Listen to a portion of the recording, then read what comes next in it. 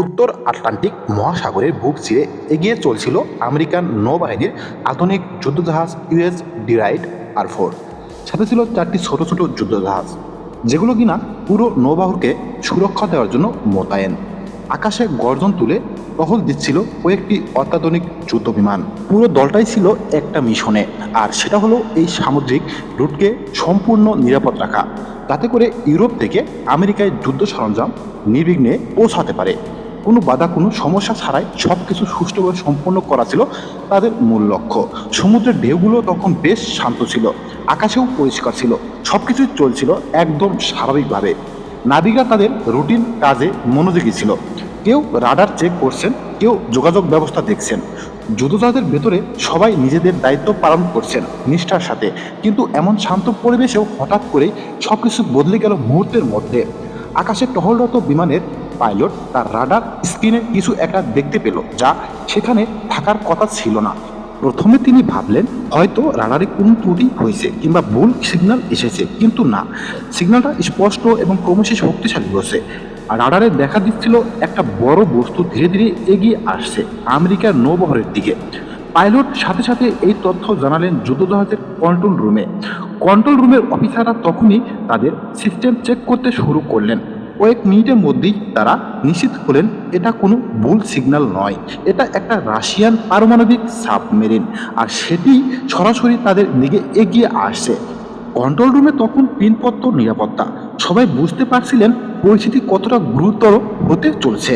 এই রাশিয়ান সাবমেরিনটা কোনো সাধারণ সাবমেরিন নয়, এটা এমন একটা যুদ্ধযান যা একটানা 6 মাসের বেশি সময় পানির নিচে থাকতে পারে কোনো ধরনের সাহায্য ছাড়াই। কিন্তু আরও ভয়ঙ্কর ব্যাপার হলো এর প্রযুক্তি। রাশিয়া এই সাবমেরিনে এমন সব অত্যাধুনিক যন্ত্রপাতি লাগিয়েছে যা এটা চলার সময় 3 কিলোমিটার ব্যাসার্ধের মধ্যে যে কোনো ধরনের সিগন্যাল, যে কোনো ধরনের যোগাযোগ ট্র্যাক করতে সক্ষম এবং সেই তথ্য সংরক্ষণ করে রাখতে পারে। মূলত এটা একটা সমুদ্রতলের গোয়েন্দা মিশনের জন্য বিশেষভাবে তৈরি। এই সাবমেরিনের কাজ শুধু আক্রমণ করা নয়, বরং শত্রুপক্ষের সব গতিবিধি, সব যোগাযোগ ব্যবস্থা সম্পর্কে তথ্য সংগ্রহ করা। আমেরিকান যুদ্ধজাহাজের ভেতরে তখন চলছে জরুরি বৈঠক। সবাই শান্ত এবং ঠান্ডা মাথায় কাজ করছেন। একজন অফিসার স্ক্রিনের দিকে তাকিয়ে তার ঊর্ধ্বতন কর্মকর্তাকে জানালেন যে সাবমেরিনটা বর্তমান গতিতে চললে 47 মিনিটের মধ্যে তাদের একদম কাছে চলে আসবে। যুদ্ধজাহাজের ক্যাপ্টেন কোনো ধরনের ঝুঁকি নিতে চাইলেন না। তিনি জানেন এই যুদ্ধজাহাজের একটা নির্দিষ্ট নিয়ম আছে। যদি কোনো সন্দেহজনক বা শত্রুবস্তু এই জাহাজের 8 থেকে 10 কিলোমিটার এর মধ্যে ডিটেক্ট হয়, তাহলে সাথে সাথে জাহাজের সব প্রতিরক্ষা ব্যবস্থা সক্রিয় হয়ে যায়। আর ঠিক তখনই আমেরিকার লিঙ্ক 16 নেটওয়ার্ক সক্রিয় হলো। এই নেটওয়ার্ক হলো আমেরিকা এবং ন্যাটোর সামরিক যোগাযোগ ব্যবস্থা, যা মুহূর্তের মধ্যেই তথ্য আদান প্রদান করতে পারে।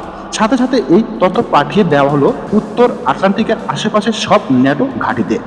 1 মিনিটের মধ্যেই পুরো উত্তর আটলান্টিক অঞ্চল জুড়ে সতর্কতা ছড়িয়ে গেল। সবাই জানতে পারলো যে একটা রাশিয়ান পারমাণবিক সাবমেরিন আমেরিকার নৌবহরের দিকে এগিয়ে আসছে খুবই দ্রুত গতিতে। ব্রিটেনের একটি ফাইটার জেট তখন উত্তর দিকে নিয়মিত টহল এবং প্রশিক্ষণ মিশন চালাচ্ছিল। খবর পাওয়া মাত্রই সেই বিমান তার দিক পরিবর্তন করে দক্ষিণ দিকে ছুটে এলো। একই সময়ে স্কটল্যান্ড, নরওয়ে এবং আইসল্যান্ড থেকেও উড়ে এলো P-8 পোসাইন্ট বিমান। এই বিমানগুলো কোনো সাধারণ বিমান নয়, এগুলো হলো অ্যান্টি সাবমেরিন ওয়ারফেয়ার এর জন্য বিশেষভাবে তৈরি করা যৌথ বিমান। এই বিমানগুলো কয়েক টন ওজনের বোমা বহন করতে পারে এবং সব থেকে গুরুত্বপূর্ণ হলো এগুলো সমুদ্রের পানির নিচে থাকা সাবমেরিনটাকে খুঁজে বের করতে এবং আক্রমণ করতে একদম দক্ষ। এই বিমান এমন সব সেন্সর এবং যন্ত্রপাতি আছে যা পানির 500 মিটার গভীরে থাকা সাবমেরিনের গতিবিধি ও ট্র্যাক করতে পারে। এই বিমানগুলো সমুদ্রে সৈন্যবয় ফেলে যা পানির নিচে শব্দ তরঙ্গ তৈরি করে এবং সেই শব্দ ফিরে এসে সাবমেরিনের অবস্থান নির্ণয় করে। রাশিয়ান সাবমেরিনের নাবিকরা তখন তাদের সিস্টেম দেখতে পাচ্ছিল যে তাদেরকে বিভিন্ন দিক থেকে ট্র্যাক করা হচ্ছে।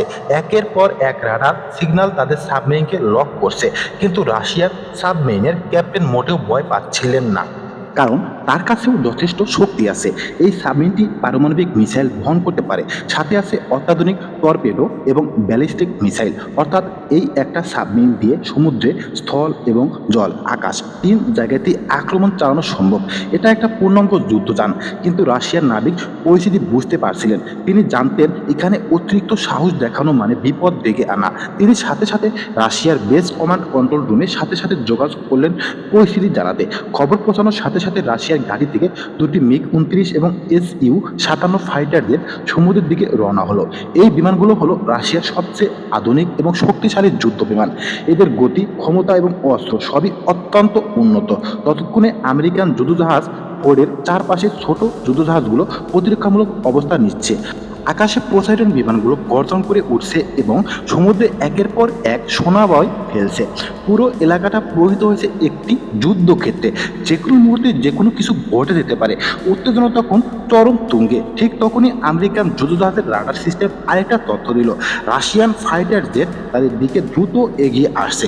এই খবর পাওয়ার সাথে সাথেই আমেরিকান যুদ্ধজাহাজ থেকে দুটি F-22 রাডার যুদ্ধবিমান উড়াল দিল। F-17 হলো আমেরিকার সবচেয়ে উন্নত স্টেলথ ফাইটার জেট, যা রাডারে ধরা পড়ে না এবং অত্যন্ত দ্রুত গতিসম্পন্ন। এই বিমানগুলো রাশিয়ার জেটগুলোর মুখোমুখি হওয়ার জন্য ছুটে গেল। এদিকে রাশিয়ার সাবমেরিন হঠাৎ করে একটা অপ্রত্যাশিত পদক্ষেপ নিল। তারা তাদের মিসাইল সিস্টেম সক্রিয় করলো এবং আকাশে উড়তে থাকা পোসরাইন বিমান এবং আমেরিকার নৌবহরের ছোট যুদ্ধজাহাজগুলোকে একসাথে লক করলো। লক করা মানে হলো মিসাইল সিস্টেম তার টার্গেট নির্ধারণ করে ফেলেছে এবং যে কোনো মুহূর্তে মিসাইল ছুটতে পারবে। এটা ছিল একটা স্পষ্ট হুমকি। আমেরিকান পোসাইডন বিমানের পাইলট এবং ছোট যুদ্ধজাহাজের নাবিকরা বুঝতে পারলেন তারা এখন একটা মিসাইল আক্রমণের টার্গেটে পরিণত হয়েছেন। চাইলেও তারা এই লক থেকে সহজে বের হতে পারবেন না। পরিস্থিতি আরো ভয়াবহ হয়ে উঠল। আকাশে রাশিয়ান মেগ-29 এবং SU-57 যুদ্ধ বিমানগুলো সরাসরি ব্রিটিশ এবং স্কটিশ যুদ্ধ বিমানগুলোর সামনে এসে দাঁড়ালো। এটা ছিল একটা চ্যালেঞ্জ। রাশিয়ান পাইলটরা স্পষ্ট বার্তা দিচ্ছিলেন যে তারা পিছু হটবেন না।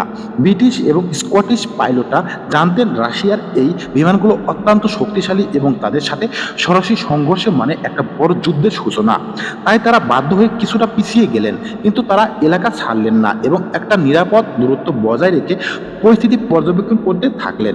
আর উত্তেজনা তখন একদম চূড়ায়। উভয় পক্ষের অস্ত্র সক্রিয়, উভয় পক্ষের বাহিনী যুদ্ধের জন্য প্রস্তুত। একটা ভুল সিদ্ধান্ত কিংবা একটা ভুল বোঝাবুঝি থেকে শুরু হয়ে যেতে পারে একটা বিশাল যুদ্ধ, যার পরিণতি হবে খুবই ভয়াবহ।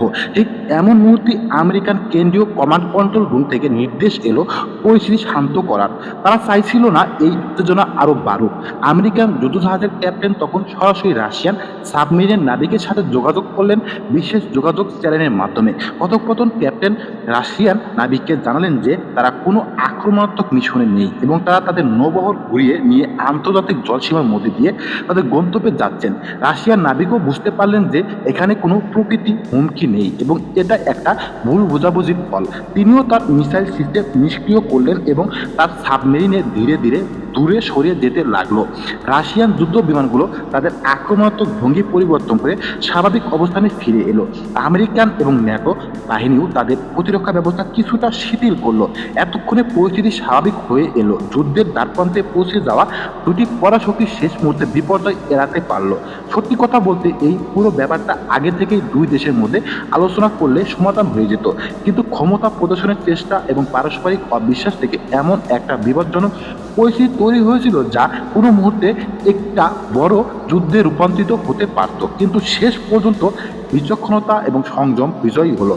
উভয় পক্ষই বুঝতে পারলো যে একটা অপ্রয়োজনীয় সংঘর্ষ জড়ানো কারো স্বার্থে নয়।